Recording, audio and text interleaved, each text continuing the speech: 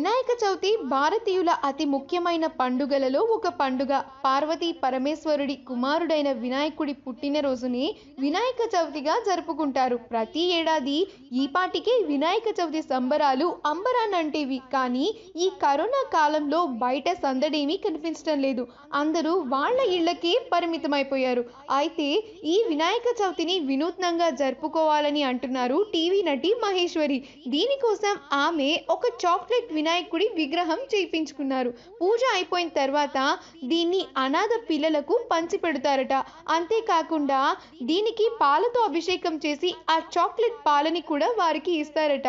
Idea చాలా బాగుంది కదా. అందరూ ఇలాగే చేసుకోవాలని మహేశ్వరి గారు కోరుకుంటున్నారు. ఈ వీడియో కనుక మీకు నచ్చినట్లయితే మీ అభిప్రాయాన్ని కమెంట్స్ ద్వారా మాకు తెలియజేయండి. మా ఛానల్ని సబ్స్క్రైబ్ చేయటం మర్చిపోకండి. ఈ వీడియో కనుక మీకు నచ్చినట్లయితే మీ అభిప్రాయాన్ని కమెంట్స్ ద్వారా మాకు తెలియజేయండి. మా ఛానల్ని సబ్స్క్రైబ్ చేయటం మర్చిపోకండి.